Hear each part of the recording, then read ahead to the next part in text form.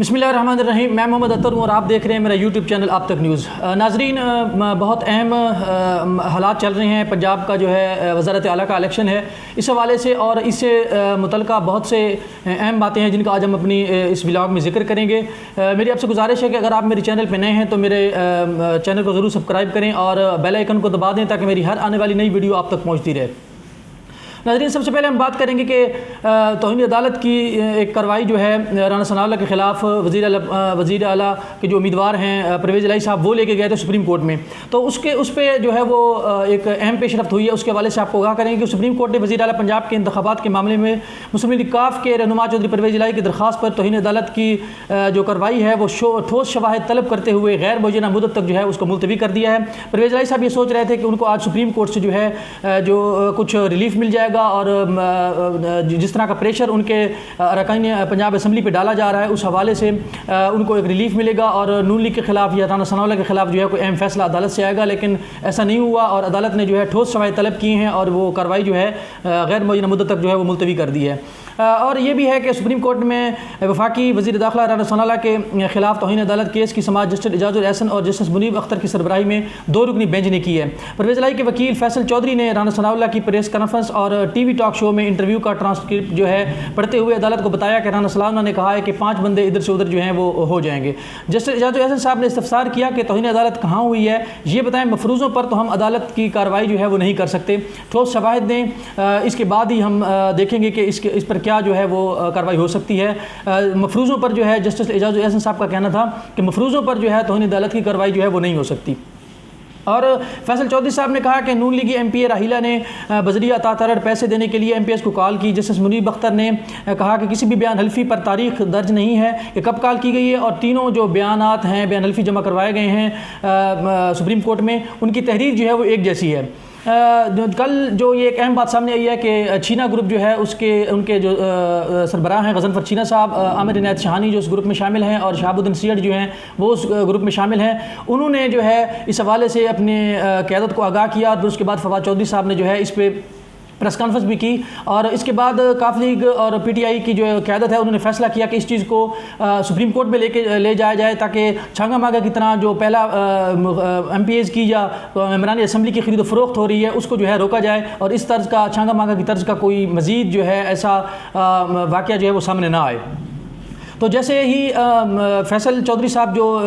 नून league के परवेज़ इलाही साहब के जानिब से वकील थे उन्होंने अदालत को आगाह किया तो उन्होंने 2 इंतहाई अहम पॉइंट जो हैं वो वहाँ पे उनको उठाया और उन्होंने कहा कि एक तो इनकी जो तहरीर है वो सेम है और दूसरा उसके ऊपर कहीं भी जो कॉल का वक्त जो है वो नहीं दर्ज किया गया कि कॉल जो है वो किस वक्त आई है। और उसके बाद जस्टिस एजाजुल एहसन साहब ने रिमार्क्स देते हुए अता तारड़ और MPA राहिला के ख़िलाफ़ कोई तौहीन अदालत की कार्रवाई नहीं दी गई है। कैसे तस्लीम कर लें कि कॉल्स की गई और पैसे ऑफ़र किए गए। उन्होंने कहा जस्टिस एजाजुल एहसन साहब ने कि पहली बात तो ये है कि अता तारड़ और राहिला जो MP हैं जिन पे इल्ज़ाम है कि उन्होंने कॉल करके पैसों की ऑफ़र की है उनके ख़िलाफ़ हमारे पास कोई ऐसी तौहीन अदालत की कार्रवाई जो है वो ज़ेर समात नहीं है, इसलिए जो है इस तरह की कोई बात जो है वो आपकी वैलिड नहीं है। और दूसरी बात यह है कि हम कैसे तस्लीम कर लें कि कॉल्स जो है आई हैं और पैसे ऑफ़र किए गए हैं, इसका कोई ठोस जो है सबूत आपके पास नहीं है। जबकि परवेज़ इलाही के वकील ने कहा कि अब तक इलेक्शन कमीशन ने मुंतखब होने वाले अरकान का जो है नोटिफिकेशन जारी नहीं किया। ये उस वक्त तक की बात है जब नोटिफिकेशन जारी नहीं हुआ था, लेकिन ताज़ा तरीन इत्तलात के मुताबिक 19 मेम्बरान असम्बली जो हैं उनका जो है वो जो ज़िमनी इंतख़ाबात में कामयाब हुए हैं उनका नोटिफिकेशन जो है वो जारी किया जा चुका है। और इसके साथ ही वकील PTI ने कहा कि हम चाहते हैं कि हमारा काम सीधा रहे। जस्टिस एजाजुल एहसन ने कहा कि हम भी यहाँ बैठे हुए हैं। तहरीक इंसाफ के वकील ने कहा कि अदालत अरकान असम्बली के इजलास में शिरकत पर अमल दरामद कराए, जिस पर जस्टिस मुनीब अख्तर ने कहा कि सुप्रीम कोर्ट ने अपने हुक्म में हमजा शहबाज और उनकी काबीना को वज़ीर आला पंजाब का इंतखाब शफाफ तरीके से करवाने का कहा है। राना सनाउल्लाह हमजा शहबाज की काबीना का हिस्सा नहीं है। PTI के वकील ने कहा कि वफाकी वज़ीर दाखिला के बयान से माहौल में तनाव पैदा हुआ है, इंतखाबात जो हैं वो पुरसकून उनके लिए जो है पुरसकून माहौल जो है वो दरकार है। जस्टिस मुनीब अख्तर साहब ने कहा कि समझते हैं कि कल होने वाले इलेक्शन में मुकाबला सख्त है, माहौल इल्ज़ामात जवाबी इल्ज़ामात की वजह से तनाव का शिकार है। इस तरह के सियासी बयानात दोनों तरफ से जो है उन्होंने कहा कि वो दिए जा रहे हैं। जस्टिस एजाजुल एहसन साहब ने रिमार्क्स दिए कि सुप्रीम कोर्ट ने आंखें बंद नहीं की, अगर सुप्रीम कोर्ट के हुक्म की खिलाफ वर्जी हुई तो खामोश नहीं रहेंगे। जस्टिस एजाजुल एहसन साहब की जो रिमार्क्स हैं ये इंतहाई अहमियत के हामिल हैं क्योंकि उन्होंने جب یہ فیصلہ دیا تھا کہ 20 تاریخ کو یا 22 تاریخ کو جو الیکشن ہونا ہے وزیر اعلیٰ پنجاب کا، انہوں نے اس بات پہ زور دیا تھا کہ اور یہ بات انشور کروائی تھی حمزہ شہباز سے کہ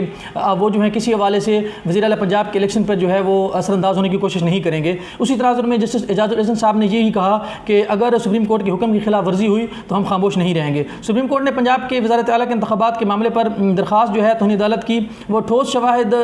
طلب کرتے ہوئے اس کو جو ہے غیر معینہ مدت تک جو ہے ملتوی کر دیا ہے۔ اور اس کے بعد ہم اس پہ بات کرتے ہیں کہ اب اگلا جو ہے وہ پنجاب اسمبلی میں وزیر اعلیٰ کون ہوگا اور نمبر گیم کہاں ہے۔ حکومتی اراکین جو ہیں حمزہ شہباز اور ان کے ساتھ جو آزاد اور پی پی کے جو اراکین شامل ہیں ان کی کل تعداد اس وقت جو ہے 177 ہے، جبکہ اس وقت پی ٹی آئی جو ہے اور کافلی کے اراکین جو ہیں وہ ان کی مجموعی تعداد جو ہے وہ اس وقت 186 ہے۔ ویسے 188 بنتی ہے، جبکہ ایک جو وہ مسعود مجید صاحب ہیں وہ چونکہ ان پہ الزام لگا ہے اور وہ اب تک ان کا کوئی اس حوالے سے سامنے بیان بھی نہیں آیا، وہ اس وقت ترکی جا چکے ہیں۔ اور دوسرا جو ڈپٹی اسپیکر ہیں پنجاب اسمبلی کے وہ بھی جو ہے ووٹ کاسٹ نہیں کر رہے پی ٹی آئی کو۔ اس طرح ان کی 86 جو ہے ایک تعداد پوری ہے۔ اگر یہ جو نمبر گیم کے حوالے سے ہم اگر بات کریں تو اس حوالے سے پی ٹی آئی کا جو ہے پی ٹی آئی کے جو کینڈیڈیٹ ہیں اس وقت پنجاب اسمبلی میں وزارت اعلیٰ کے وہ حمزہ شہباز، ان کے پاس 186 کا فگر پورا ہے۔ 177 اور 186 میں بہت بڑا فرق ہے جو کسی بھی صورت جو ہے وہ مینیج نہیں ہو سکتا۔ اب اس کے بعد ہم بات کریں گے کہ پنجاب اسمبلی میں جو ہے نون لیگ کی جو ہے ایک نشست مزید کم ہو گئی ہے۔ عظمیٰ قادری جو ہیں وہ ایم پی ہیں، وہ ان کو کرونا ہوا ہے اور انہوں نے اپنے آپ کو جو ہے گھر میں قرنطینہ کر لیا ہے۔ پھر ہم بات کرتے ہیں کہ چھینا گروپ جو ہے اس کی تعداد بڑھ چکی ہے، کیونکہ جو نئے